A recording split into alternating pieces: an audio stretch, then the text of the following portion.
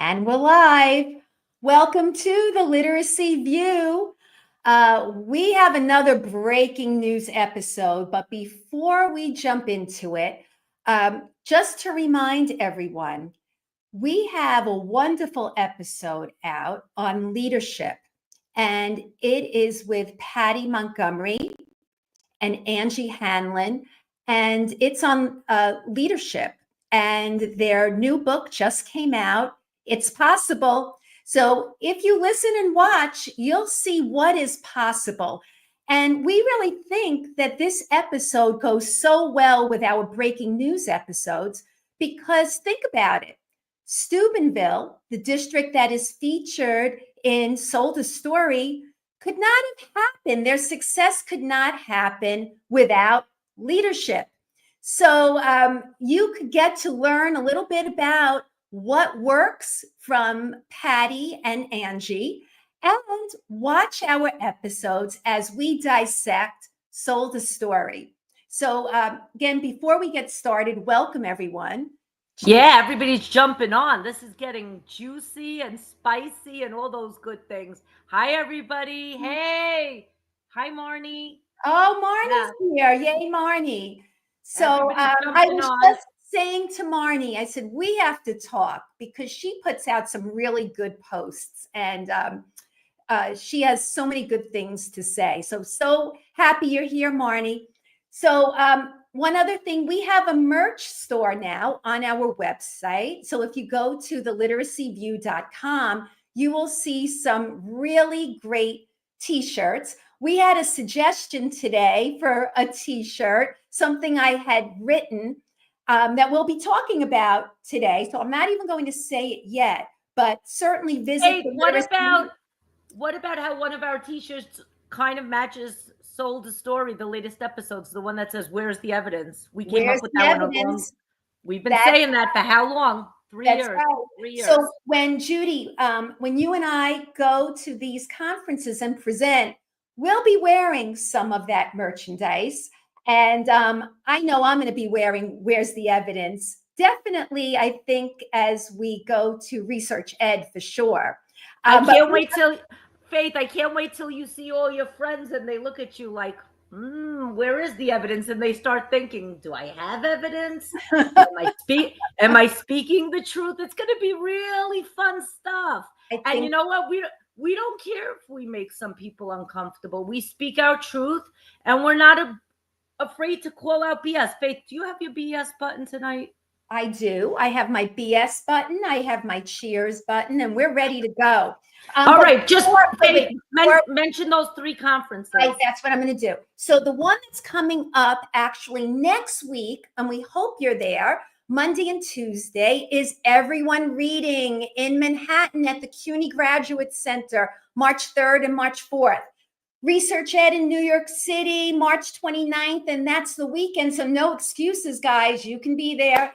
And then in April, the 7th to the 9th, in Oxford University is the World Literacy Summit. All right, I think we gave enough time for people to get on, so we're going to roll. Let's go. Let's get this party started. Let's get moving. Here we go. All right. All right. Faith is wild tonight. Faith, you know what? Faith has been wild since like 5:30 in the morning. It all started with the text that I got. I just opened my eyeballs and there was Faith texting me. I didn't even know that another episode of Sold a Story, The Evidence, came out. Faith knew immediately in the morning, and that she said, "That's it. It's breaking news." I'm like, okay.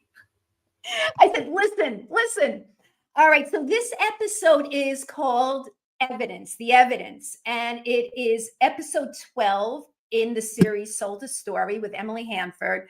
And this one really focuses on the program that was used in Steubenville, Ohio, and that was Success for All. And a lot of people said they don't know anything about Success for All. You know, I'm not surprised by that at all because, you know, I was part of Reading First. I was a regional reading coach, and these programs were talked about years ago. But what happened eventually was the funding was taken away from Reading First because there was some controversy about certain programs being pushed and other ones that were being held back. And it turned into a whole program war. And unfortunately, who suffers? The kids, because they lose out on all that research that was done many years ago. And here we are talking about the same things. I never thought this would happen, but anybody who has read my books, Reading Intervention Behind School Walls was my first one. That was basically my experiences with education and what happened and what was going on in Reading First from my perspective. So anybody interested should take a look at that. Anyhow, Faith, you know what? Faith, you're always so modest. All the other people with all these books that are out there promote their books. You could show your books. Don't you have any of them behind you? Mention your books too quickly. You know what? To tell you the truth, I just cleaned up my office and I don't have it behind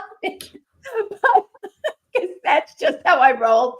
But thank you, Judy. So I have Failing Students or Failing Schools, which was a republished book that added more and changed some things around, but thank you. Anyhow, let's get to it. So what were your impressions, Judy, when you listened or watched this episode? It was really interesting. It was a good continuation. So the first thing that I did when I got to work, because I finished listening to the episode while I was on my commute, was like, okay, what is this program DI and what is Success for All? I mean, we heard of Success for All in the other one, but DI I wasn't as familiar with. I never actually worked with either of these two programs. So my assistant principal and I, we immediately ran to our computer and we started looking it up. And when we saw DI, a couple of familiar names popped up on the screen. I think it said McGraw-Hill, which I thought was interesting. And then I saw SRA, which is the reading program that I was trained in as a little kid in the 1980s when I was growing up. I remember these colored cards. They were I had them too. I had them too. So they were the SRA. I think they were called the laboratory. It was in a box. SRA. Yes. This was in the 80s. Yeah. Yeah. So this was in the 70s. It's been around a long time. And yeah, we had these cards and it was all individualized. So you picked the card wherever you were, you would go through the whole series of colors until you would get to the next color.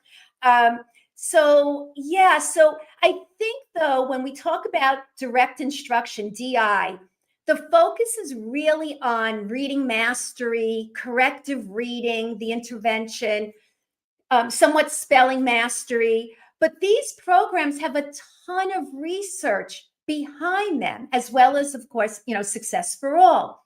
And what happened was both of these programs had a lot of evidence, but because of this war of programs, and reading recovery was part of that war, it turned into something that was not about the kids. It was about you're pushing this program, you're holding back this program. And of course, the federal government isn't supposed to get involved with individual states. And even though Reading First was a federally funded initiative, it was up to the states to carry out these types of things and make good choices. And they were not supposed to be told, what to do, which program to choose. So, it was a lot of, bad choices, I think, that were made along the way, but with good intentions, because Reading First was about getting the research out there.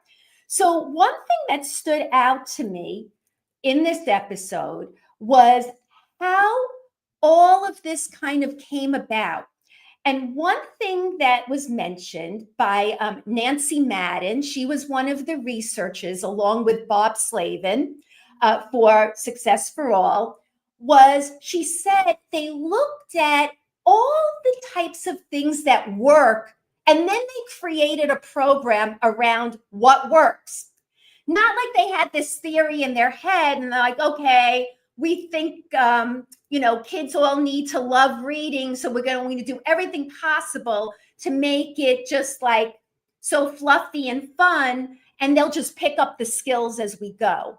This was really researched, looking at what works, all the components. And I had a lot of people today, Judy, who messaged me and said, well, UFLI is evidence-based, and they're right. I want to put it out there that there are a lot of programs that have evidence behind it. But this was about school reform where they looked at all the components to really look at wholesale change, like looking at how to change a school and looking at kids from low-income homes and many Black and brown children attending these schools.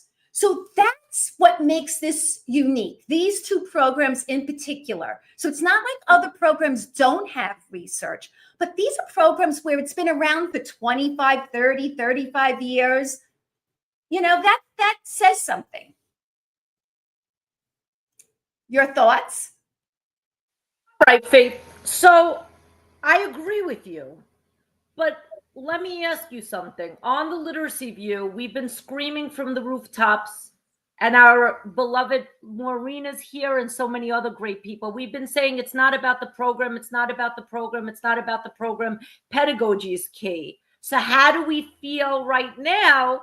Because there are now, based on evidence and data, 2 programs listed by name that are being said to be highly effective. Mm-hmm. What do we do with that information? We've been screaming. I mean, Faith, we made a merch store that says topics, not people, pedagogy. That one. You know the one I'm talking. Yeah, that one. I feel like I'm on the spot right now because I'm on the air. And it's been a long day at work. So you know what, Judy? So are we hypocrites? I don't think so, because I still feel the same way, because here's what we're looking at. We're looking at what Nancy Madden said she looked at. So the program was, as she said in her words, assembled. She assembled all the factors. What are the factors? Attendance, making sure kids get to school. You can't read if you're not there, right? Thank you. Wait, can I say something about that? Yes. That really speaks to me. You know what? Sometimes in my school, I'll hear announcements, and it's always the principal's voice cheering out attendance. And I'm like, oh my God, it's another attendance announcement. But the research is saying that makes a big impact. So maybe my principal's onto something, that it's worth taking that 30 seconds to shout it out and say, kids, great job, teachers, great job. Today, in a low socioeconomic neighborhood where I work with kids in transitional homes, we had 95% of kids there today. So that's a big accomplishment. And guess what? I don't have all the evidence and data yet because it's not the end of year benchmarks, but we're really seeing a lot of kids gaining in terms of oral reading fluency. We're seeing a lot of kids doing better on, their screeners. So there's definitely probably a correlation between attendance, and maybe it is worth taking that 100%. Time. So Maureen just put up, you still need a curriculum. You bet. That's the other piece. You have to know what you need to know. All right. It's plain and simple. You need to know what you need to know. And so once you know that in the early grades, phonics is super important. Above all, language is, basic, right? In pre-K, these kids were getting strong language instruction, making sure they speak in complete sentences. So you have to know what you need to know. You have to know your curriculum. The program needs to be aligned to what should be taught but sometimes it's not an exact match. But if you know if there's something missing, you'll know how to fill in. You'll know how to make it work. And even programs, dare I say, the BL type programs, you can even make those work if you know what's missing and if you know how to make adjustments. Is it better to have a program that has all the components? Sure. But no, I'm still not about the program. I'm about knowing what needs to be done. So it's tutoring during the day, making sure that kids are getting instruction and they're being scooped up immediately as soon as you assess these kids and you see what they know and don't know, and you're putting them in skill groups. That's important. So I still feel we're not hypocrites. I do feel that you could have lots of different programs, and we've talked about great programs. We've talked about speech to print programs. I am a big believer in them. We've had on Debbie Heppelwhite with her phonics program. Excellent program. Lots of excellent programs out there. We had Holly Lane on with UFLI. But in the end, let's look at what Steubenville did. They happened to adopt a program that had these elements in it because these particular researchers looked at school reform, not just a phonics program. Faith, I got to interrupt you. All Yeah. right. I got to ask all the tough questions tonight. I'm feeling a little bit feisty. Now, you know that the entire country is listening to these podcasts, right? Including ours, right? Mm-hmm. Don't you think that a lot of schools are now going to start thinking, did we make a mistake adopting these programs that were on these lists that these states put out? Should we jump ship today? There's going to be a lot of people thinking, oh my God, did we make a mistake? Did we rush to put something on the list? Should we abandon what? And you know what? Many schools are probably seeing giant pockets of success. And now they might be like curious. Oh my God. Should we jump ship?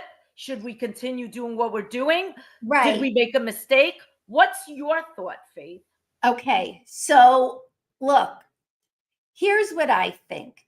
It depends how much they are invested in this, right? So if they just adopted a program, no, make it work. Find out and do a good job of looking at it carefully, knowing your curriculum, knowing what should stay in and what could be removed, and what works, and understanding how to move through the curriculum appropriately. But Faith, I'm going to interrupt you. But what if some people adopted something that they think is crap? You know what? Teachers don't have a choice. And so that's the reality. People are making decisions, and it's not in the teacher's hands usually. Sometimes there's a team of people, and some teacher leaders are part of that committee. But generally, teachers have to do what they have to do. But they could still bring it to their school's attention and say, hey, you know what? I watched Sold a Story, and here's what I think we're not doing. We're not spending enough time on oral language. We're not spending enough time on the practice of phonics, right? We're just teaching phonics, but we're not giving enough time during the day for these kids to make it gel. So those are the types of conversations that I hope people listening here could bring back to their schools. All right, but I'm going to go back again. I'm going to be really tough tonight. States put down programs that claim to be evidence-based, but don't really have a lot of evidence and research behind them. Do we hold people accountable for making us put those things down on legal documentation thinking that this is going to be the end all be all to solve the literacy crisis. And very well, now we know those might not be top tier resources and may make teachers' lives harder. A lot of teachers are really struggling in the field using resources that aren't as effective as they may be. And yes, again, can't juggle it all. Maureen is right. She says it's not just the program, and we know that. It's all the factors that like a school like Steubenville put in place. But at the same token, I'm in the field and I see that it's really hard, that some elements of literacy programs are really solid and some are not.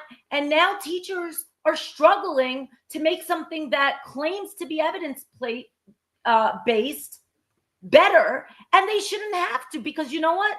Teachers have families, teachers have kids, teachers have a life, and nobody's thinking about them. And you know what? I understand that everybody's intentions were really good when they put these things down on paper. The urgency was real and we all felt passionate. But should we think about and consider what the consequences of possibly rushing to make those decisions were? I completely agree with that. I think that a lot of these decisions to jump to certain programs and to limit choices, and that's another thing we're going to talk about. These lists, like these approved lists of programs where some make it, some don't. Sometimes it has to do with something that's not even about the program. It's about political interests, special interests. It's like politically charged money, right? All these types of things that, again, it's not about the children. And I've said this before, when people say, oh, we don't have enough money, there's not enough money. I'm like, you know what? It's not about the money and it's not about the children. And when I say it's not about the money, it's not about spending the money on a certain program. It's really about how the money is being used. And it's often used in a way where it's about the adults in the room. And I said this earlier, it's usually about the adults in the room and not the children. So let's talk a little bit about these approved lists. All right. So think about this. And I said this on the last episode, how unbelievable it is that, Success for All did not make the cut originally. I mean, and who decides that and why? And how are you not looking at districts in your own state and looking for evidence of success? That does not make any sense. Does not make any sense. And I cheer you on, Faith. And you know what? This conversation started again. It was probably 7:30 in the morning. And we started talking about this. And I'm like, Faith, how did this happen? And I'm like, maybe people didn't know. And Faith was like, Judy, stop it. Stop it. Stop it. She said, people knew. I was like, oh, maybe there was miscommunication. So that's very good. Let's dig into that one. And I hope people start writing more stuff in the comments. How could that have happened, that there were so many pockets of success, yet these two programs weren't on the approved list? They weren't on the approved list where I am in New York City. I don't think they were on the approved list where I am and where I live in Connecticut. So what happened? Well, even if they're on a list, often they're not chosen. And here's why. Because just what was said last time on episode 11, a lot of educators don't want to follow a script. They feel it's not creative as a teacher, that they have to follow a script.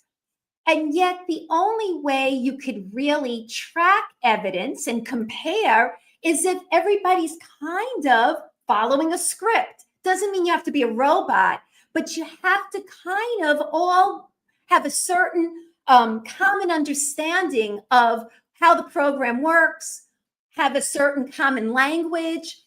And, a lot of people don't want to do that.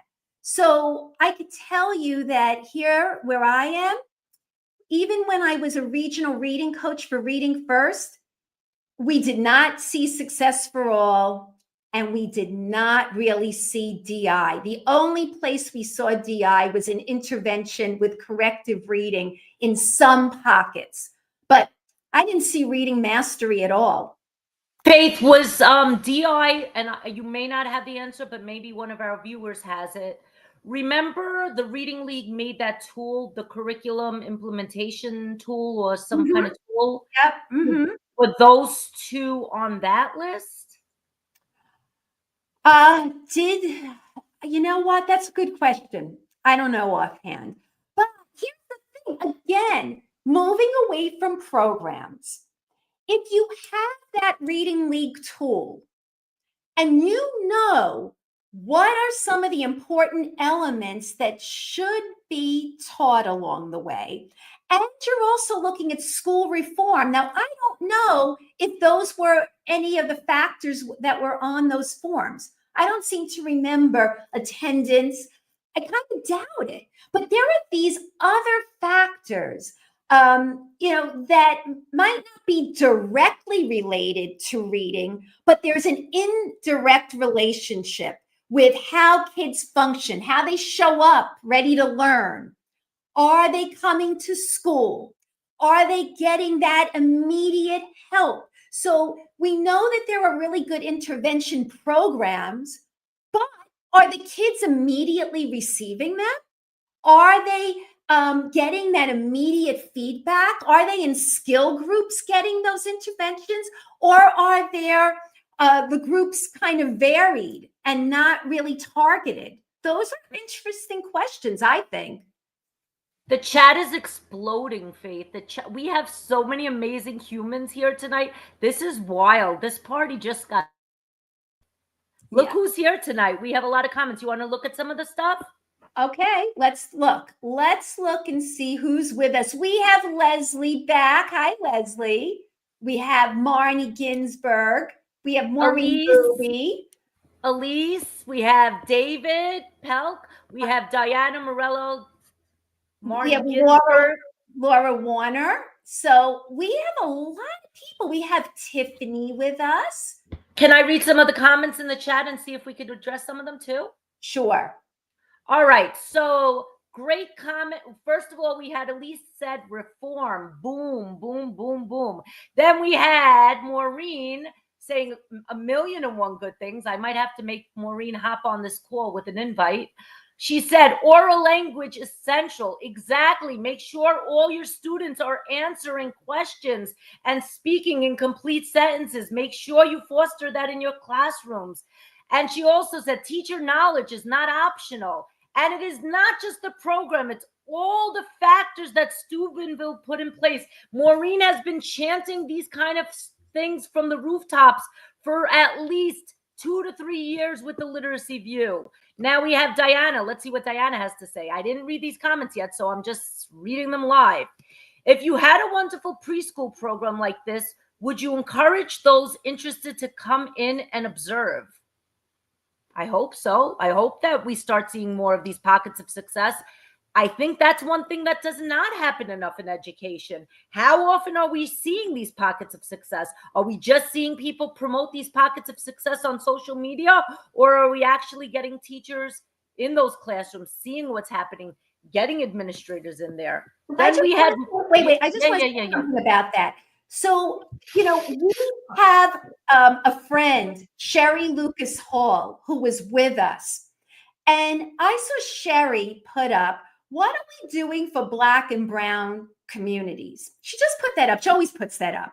When she looks at what's going on, she always thinks about what's going on in Black and Brown communities.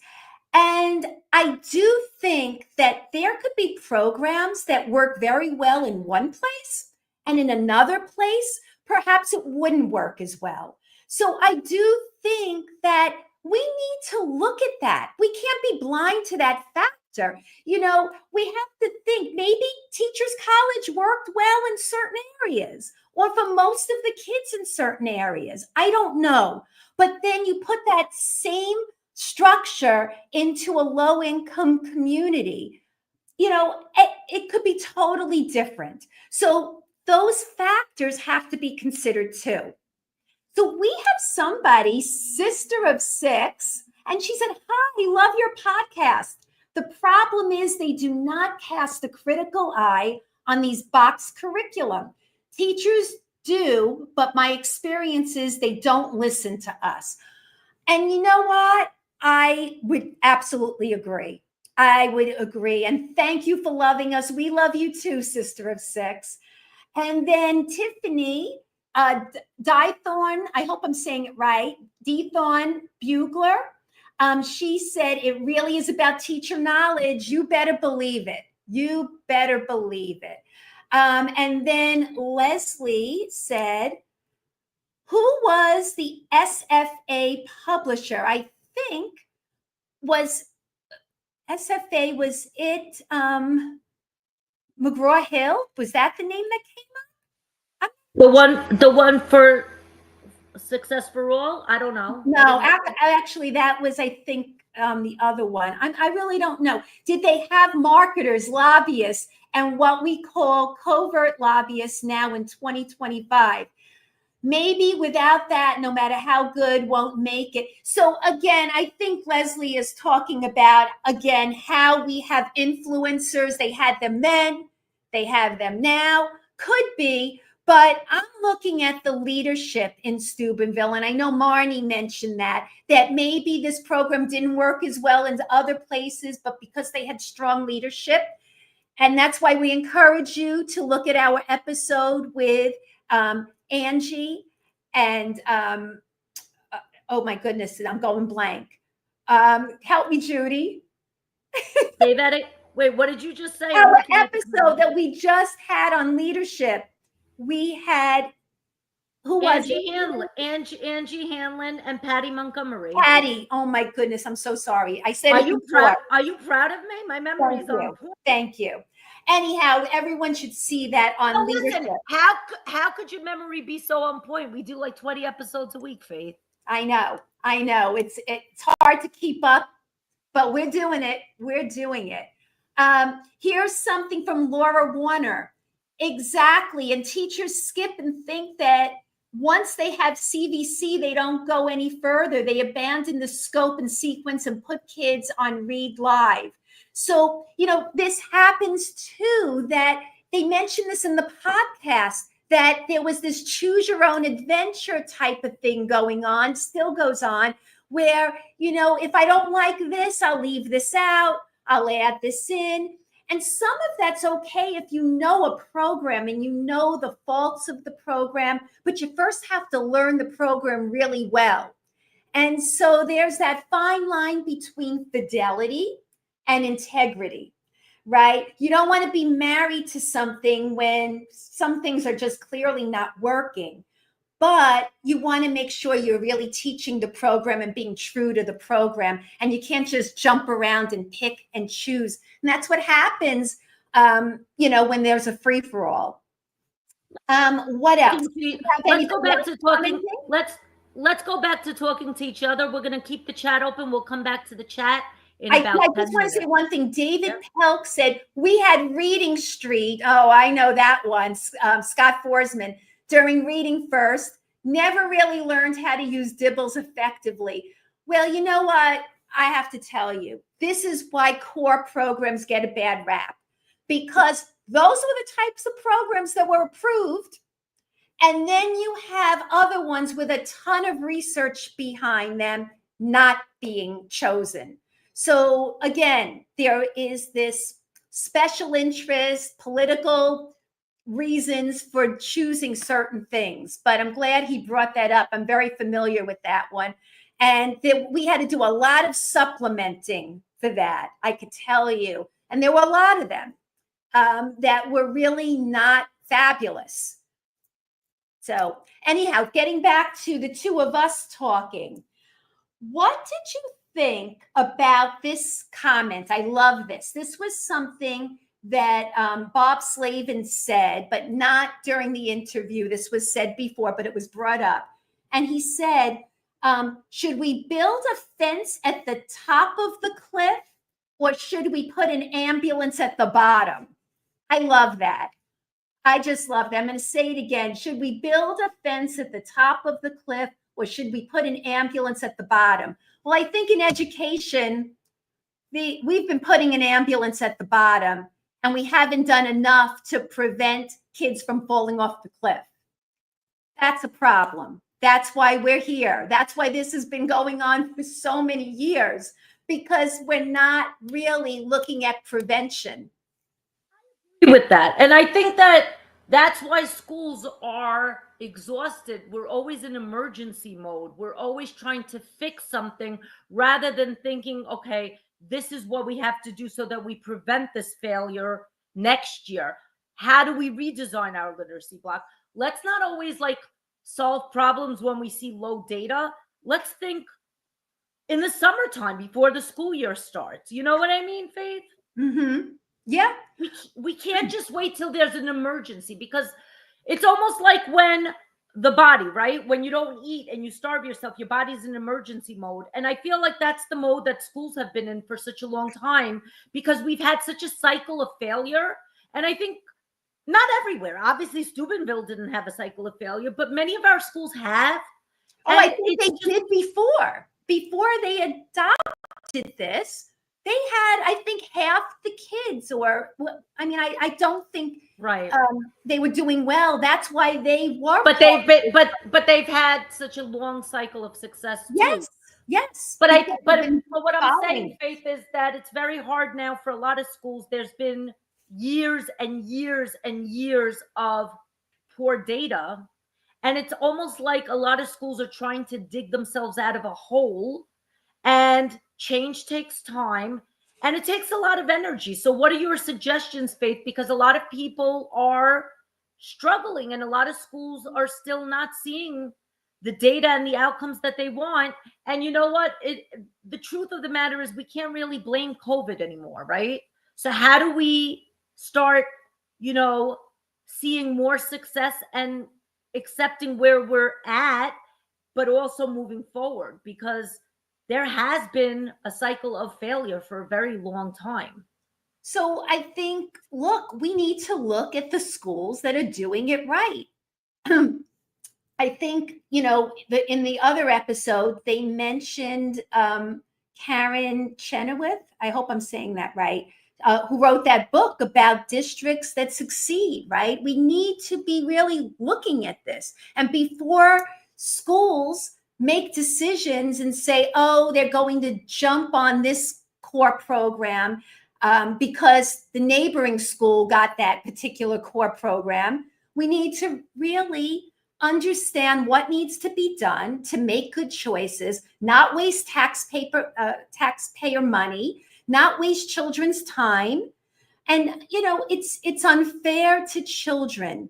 And somebody asked me today or mentioned to me, oh, well, those programs were during reading first. Like, we have so many good programs now to choose from. And there are good programs.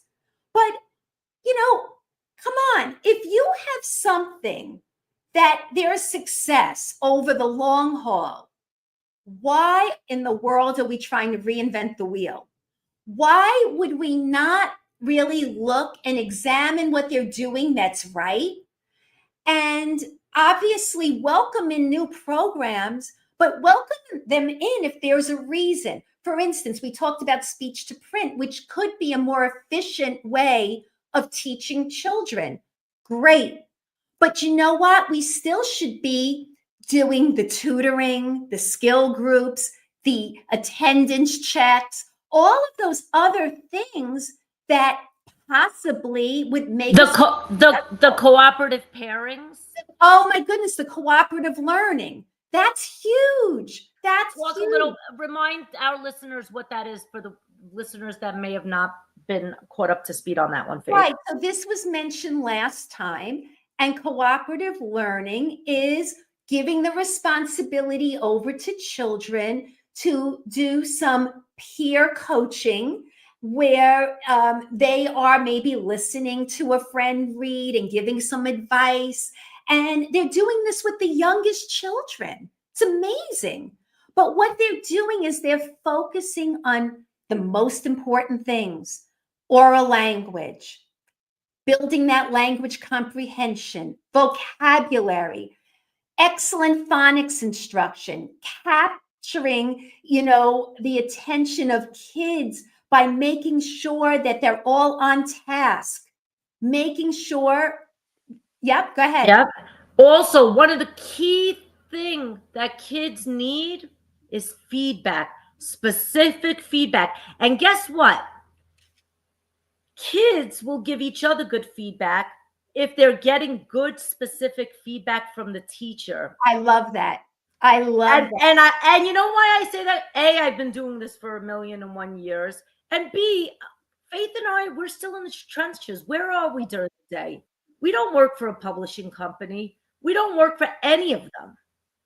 We're in the classrooms. And today I was in a classroom and I was listening to a kid read. And I saw a kid monitoring and self-correcting. And you know what that tells me? You need to listen to kids read, and you can very quickly tell what's going on in that classroom and what the teacher's instruction looks like, and is it effective? Because if the teacher's instruction is good, it carries on to the child's reading, and it will carry over to those cooperative pairs.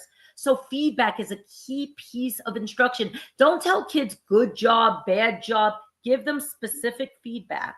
And that was another big thing, especially in the other episode of Sold a Story. But Faith, I have another question for you. Okay. Now, you were telling me a little bit about these two programs, which I'm not that familiar with. I'll be honest. I taught for 15 years in a classroom. They were balanced literacy classrooms. Then I was in the role of read and recovery. It was kind of weird, by the way, hearing Mari Clay's voice on this episode, because she was my everything at some point, right? Before I entered the structured literacy world, which I'm a big part of. Before you left the dark side. Listen, it wasn't fully dark. There was many good things too. I'm kidding. I know. Go ahead. So what do you want to ask me? My point is, you explained to me, because I ask you 1,000,001 questions every single day, that these two programs are comprehensive programs. I was like, Faith, are these just phonics programs? You were like, no, they're comprehensive. But at no point in these two episodes did Emily Hanford say, oh, these are knowledge building programs. Can we talk about that? Yeah. So, that doesn't mean that kids are not. Can I say why I'm asking you that? A, that's all you see on social media. There's like a new camp that's developed. It's a camp. I'm not part of that camp because I'm not in any camp. I'm in the camp of helping kids. But there seems to be a big knowledge building camp that seems slightly uncomfortable today. They're like posting away on social media because of many factors. Let's talk about it. So here's the thing. I want to just be clear that, that this was not about schools that were adhering to a camp, right? They knew the ingredients, and then the program was the recipe, right? They followed the recipe. They had good ingredients and they followed a recipe. Knowledge building, K-2, pre-K to 1, is not the important ingredient. That doesn't mean that kids should not be read aloud to with great books. It doesn't mean that you don't give them complex material to talk about. But in the earliest of grades, the main thing is building that oral language, having them read the words on the page, right? Vocabulary, giving them opportunities to write. But it's phrasing and fluency, instruction. Getting that all together.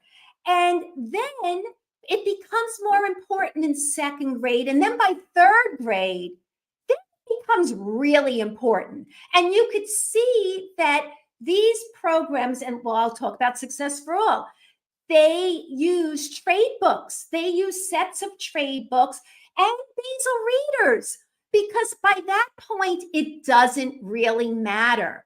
It matters that kids can read and are given complex material to read because they can. They can handle it. They can have those rich discussions. It's timing. And so it doesn't mean that you don't do some of these things in the earlier grades, but you have to realize there are only so many minutes in a day. You can't do everything well. And you have to pick and choose. How are these kids getting tutored through the whole day? Right? You need time to be able to give these kids extra tutoring. I don't think they're being tutored in knowledge. They're being tutored in being able to learn how to read. So I think we need to get real about that. You, Faith. But at the same token, we're not saying that knowledge building is not important. Of course it's important, but it doesn't have to take 45 minutes for this, 45 minutes for this, because guess what? Kids can't take 1,000,001 things during their literacy block to be so long. So And what neither can is actually teachers. right.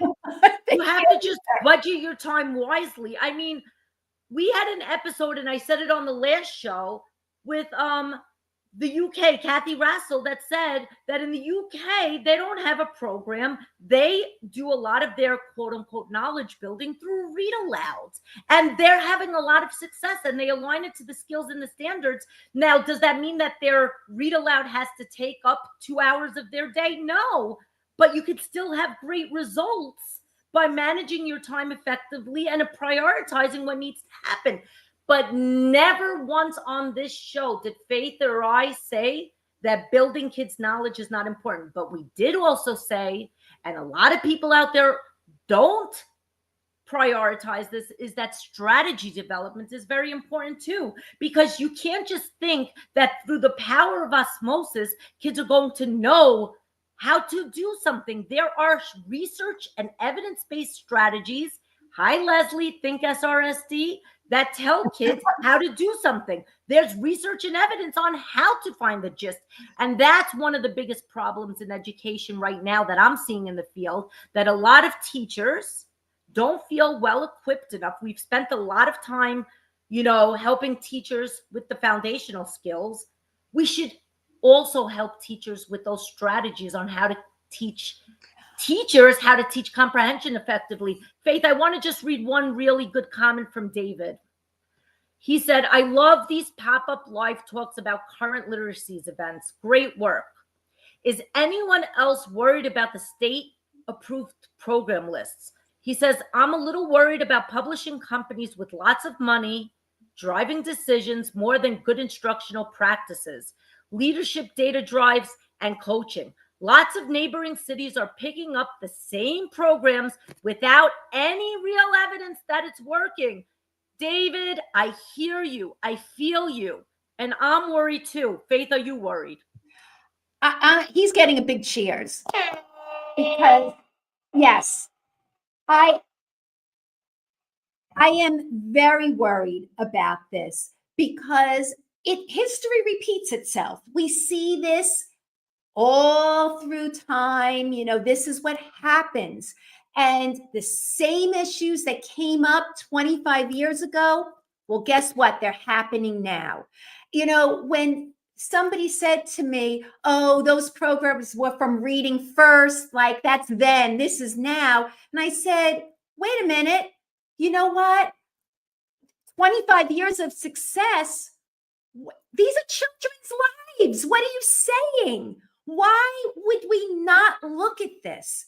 Why are you ignoring the fact that sometimes we need to really look at what's right in front of us rather than jump to the next great thing that's not so fabulous? I wanted to say something before about what you said with strategies. So a lot of times people say, look, we've done that already with guided reading and Fontes and Pinnell, and you see where that got us. No, that's not the type of strategy instruction we're talking about. People confuse guided reading questions that kids don't even really have to read the book to answer some of those questions with true strategy instruction and writing strategy. So two very different things. I think a lot of people are unaware of what excellent strategy instruction looks like. So you mentioned Think SRSD. I would definitely recommend taking a look at that, because certainly that has a lot of research behind it. There are others. I know that as far as things that I've done, paragraph shrinking, finding the gist, summarization. These are all skills that children should be taught, strategies. Okay, but this is the problem that I'm seeing. This is the problem that I'm seeing. A lot of these programs that are touting themselves to be evidence-based don't do a very good job teaching those strategies. I don't think those curriculum developers even knew the evidence and science behind it.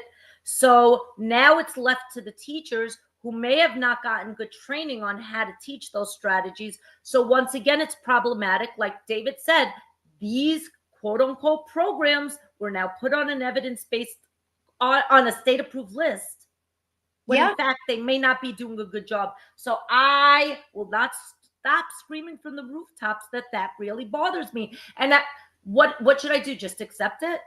And you know what? We are accepting it, right? Because we don't have time to fight like maniacs every day, right? This is what we have. But what happens next year? Are we keeping these programs? And yes, I think that David hit on another nerve.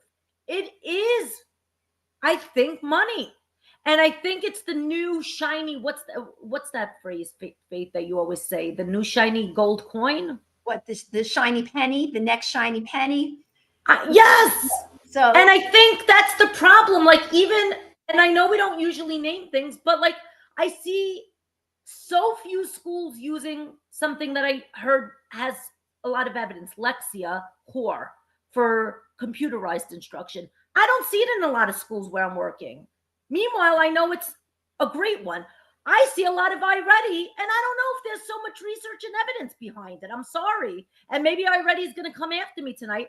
But, but that's the problem. I think that principals, school districts, they get so excited about these bundled packages of very often crapola.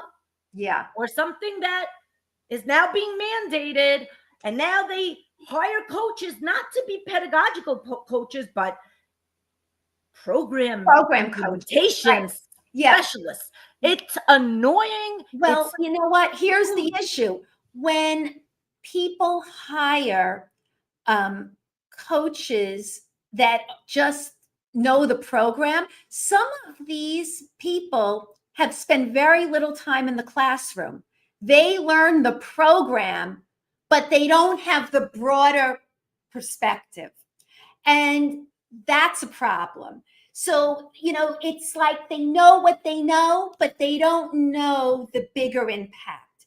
They, and that's what happens. They are more like sales reps that do training than true coaching, where people know the instruction that should be taught. Here's another thing that they're not looking at. They're not looking at the long-term effect, the long-range impact. So in this episode, they mentioned that they looked at 8th graders. They still held on to the benefits that they had early on. That's important. And that some of these programs haven't even been around that long to look at the long-term benefits. Now, Natalie Wexler mentioned, as far as the knowledge building, she said, oh, well, they don't have, the years in, to look at it yet. But over time, it'll prove to do very well. Perhaps. Well, we can't say it's not going to happen, but we do know for sure that these programs have been researched over the You know what, though? But that's not fair to say that. Because you know what? Reading Recovery went on a theory, And theories got us into a lot of trouble before, Faith. Yeah. So I think the evidence for some of those programs could be, premature, that we don't really see long-term impact. Maybe we do in some cases, but again, we know what we have here. We know what was emphasized. We know that phonics was prioritized in the early grades so that you carry to do those more complex types of things as they get older. So again, not to say we're not building their knowledge, not to say that we're not providing complex material, but that's not what's driving the success here in the early grades. Let's be honest here. I have to talk to you about something. That's it. Here I go again, Faith. You're giving me that look, but it's all right. I don't care. Yeah. I want to know, did this episode address, this is what's going on in schools. There's a very big push in schools, from what I'm seeing, grade level content, grade level content, grade level content, grade level content. And during independent practice, if it's tier 1 instruction, grade level content, figure out a way to provide access. Did the episode address that? Because I know in the other episode, it was mentioned meeting kids where they're at, working with kids on the skill that they're working on. But very often in schools right now, the big push is providing grade level access to grade level material. Yeah. Now that's very where they are. That's fine. But what's going on during tier 1 instruction, right? A kid is seeing the teacher do the I do, the we do, the you do. And a lot of schools are then saying, okay, the you do is still grade level content. Now, we have kids all over the city, all over the country still, unfortunately. Many of those kids can't read. Is that the best use of their time? Or are we getting it wrong? So, okay, I don't think kids who struggle to read should be left independently with grade level content. Do I think kids should get grade level content? You bet.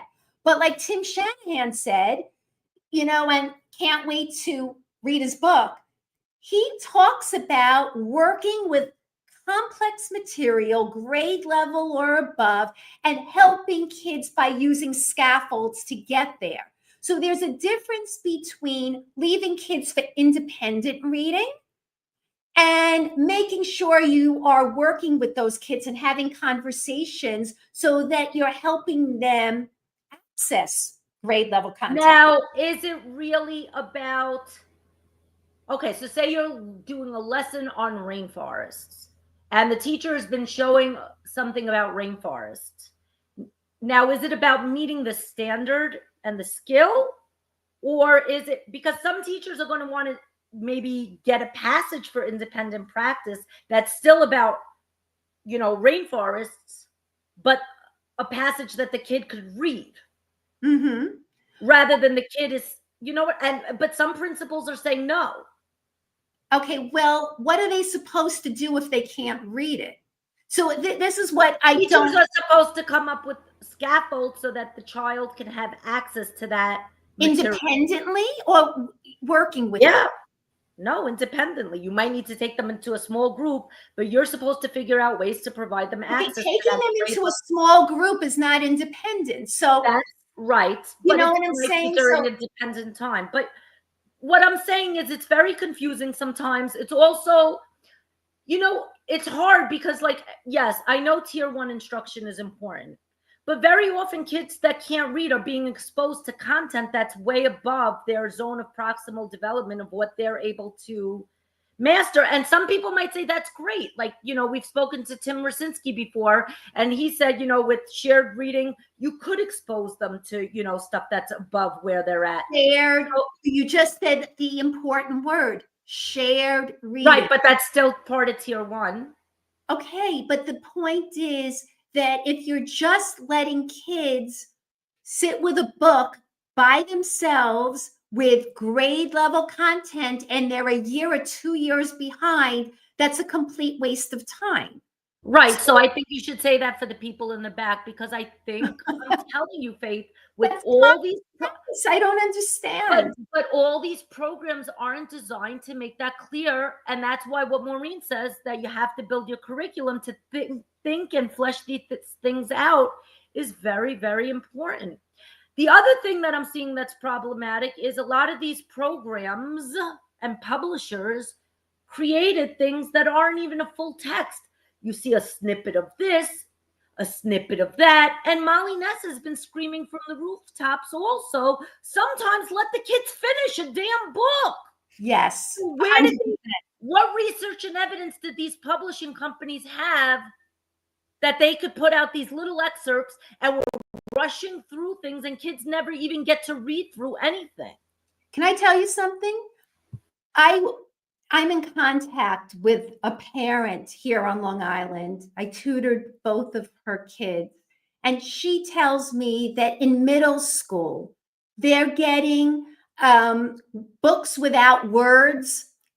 I have no idea what that's about, but they're not even reading, rich literature. I don't even know what they're doing, but she tells me all the time that they're working in books that are like 2 years below, that they're not reading enough, or they're just reading, like you said, excerpts or books without words in middle school. I never heard of such a thing. Honestly, I don't even understand. But going back to Sold the Story, I think Faith was on it. There wasn't very much talk about that, right? There was mostly talk of learning how to read, learning how to lift those damn words off the page, right? I mean, look, you saw in these last 2 episodes, that's what was being talked about. Language, that oral language piece, building vocabulary, making sure they could read the words, and getting into those skill groups. Lots of tutoring. All the people in the building were responsible for helping kids, the gym teacher, the art teacher. These are tutoring with the high school kids that right. came back, College students. that saw the familiar program that they were trained in as a little kid. And the other thing that I really liked about that other episode, all hands on deck, like you just said, Faith, and everybody in the whole building was doing literacy at the same time. So it wasn't, I do it in the morning and people are running around and you don't have enough coverage. No, all hands on deck, skills-based grouping, and everybody's doing it at the same time. You know who just joined? Our good friend Nate, the great Joseph. And you and Nate had a little conversation this morning, didn't you? We did. Nate asked me how I could say that those were the only 2 programs with research. But maybe I didn't make it clear, but I have to say. So are you having a date with Nate right now? Nate, I hope you're still on here, and I hope you're typing in the chat, Nate. Here goes Faith. She's about to get wild. No, I'm not. I said it before. Maybe Nate wasn't on, but I said before, it's not that there aren't other programs with research, but we need to look at low income Black and Brown communities, and it's more than just the phonics program. These were programs where they prioritize school reform, whole school reform, something beyond just a slice of a program. They looked at the bigger picture and what works. So like in DI, there's that precision teaching, making sure that you're always looking at data and moving kids and giving them enough practice opportunities and making sure they get to answer things, always talking. There's always a choral response. With Success for All, you see the tutoring piece is so important. So, Nate, what I'm saying is there might be lots of programs. Lots of people mention Holly Lane's UFLI. I love that. And I love Holly. And, I think there are a lot of great programs. Marnie was on before. I don't know if she still is. Reading Simplified's another great program. They're great programs. I'm talking about programs and having a curriculum that you know works for your population in that school, and trying to see what are the components, what are the ingredients, and what's that special recipe when you put it all together. That is super important. And I don't think there are too many programs out there that have that special recipe that looks But let's be honest though, if anybody's going to find us those answers, you know it's going to be Nate. And when that new data starts pouring in, you know who's going to find us the meta on it? Nate. Yeah. So we're counting on you, Nate. Listen, that's the truth. We want to celebrate pockets of success. We want to highlight those success stories. But I think what Faith was trying to say is that there, unfortunately, are not that many yet that are as cohesive. Well, and then address all of those factors, and I think that's something in the future we need to start looking at that. So Holly said for her program, she stays in her lane. Holly Lane stays in her lane. And you know what? She knows the phonics piece. She does it well. There are a lot of great phonics programs out there. I mentioned Debbie Hepplewhite with, her program. Can we stop right there for 1 second? And I think that what you just said is really important because, a lot of people are listening. And I don't want everybody to think that they have to just drop everything that they're doing if it's working and if it's strong. We don't all have to do exactly the same program. It's all about monitoring your data, seeing what kids are doing, looking at your screener data, and seeing, is it working? And when it's not working, refining it. And if it's not working after many, many years, then you could think about, okay, do I have to, like Faith, right? Didn't we have a principal reach out to us the other day and they were like asking, do I stick with it? I've been doing this for 6 years. I'm not getting the right results. And Faith, tell our viewers what you told that principal out there. So I said, you have to make a decision and take a look at what is working. Is it worth it? And sometimes you do want to say, all right, you know what? We have too many kids going into special ed. We need to change this up. That's one reason. There are multiple reasons to say, all right, we had enough. This isn't working. But sometimes it requires a small tweak.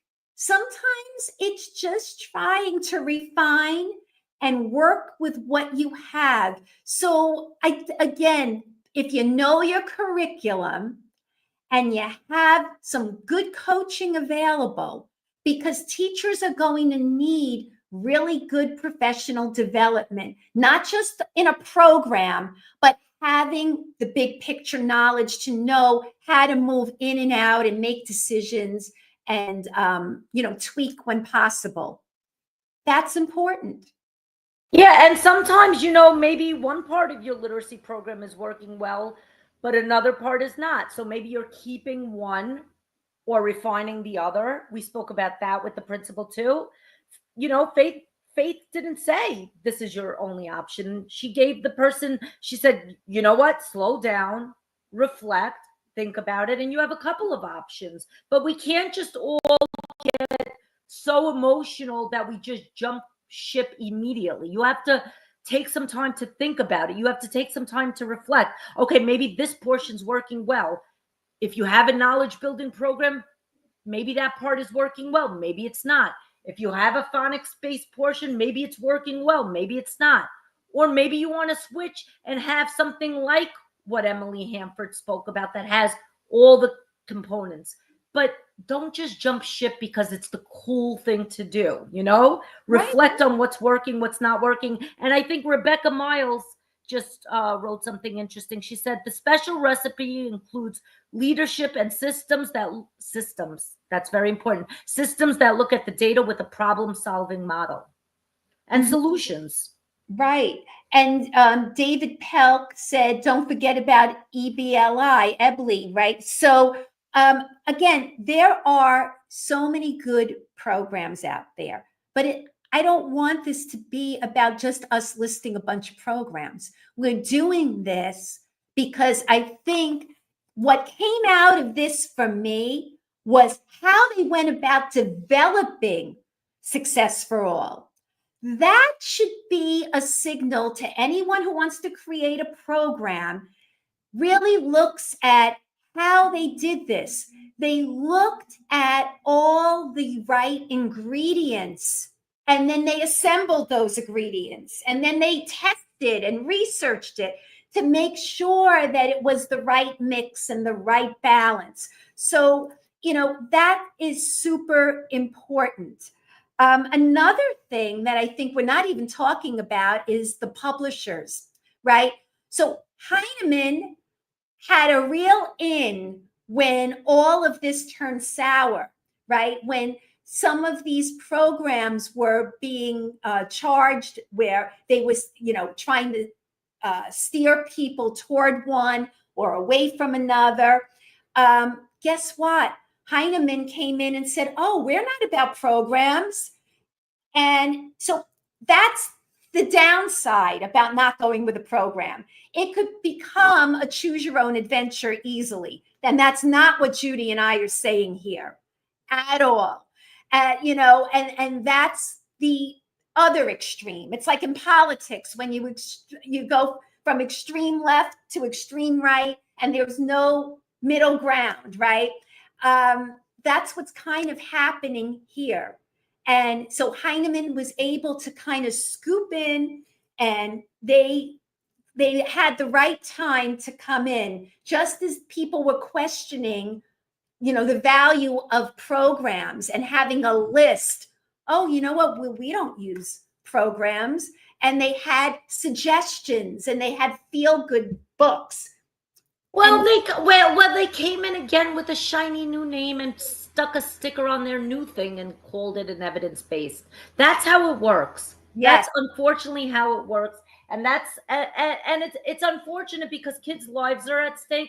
But Faith, you know what? I got to go to work tomorrow. It's 9:12, so all right. So we're going to wrap up. So we will continue this conversation, I'm sure, when we get some more information. But for now, I hope that all of you are going to watch episodes. What was it, 14, 15? And this is 16? Yeah, it was 114 was a leadership one. 115 was the sold a story. What was that one called? It was Unfiltered. We said that was the first one. Yep. And then now this one is 116, the evidence. Right. And keep supporting us. Oh, it was called The Outlier. We called it, sorry. It was The Outlier, episode 11. The Outlier. Right. And we did an unfiltered conversation. So, all right. We'll see you next time. Bye.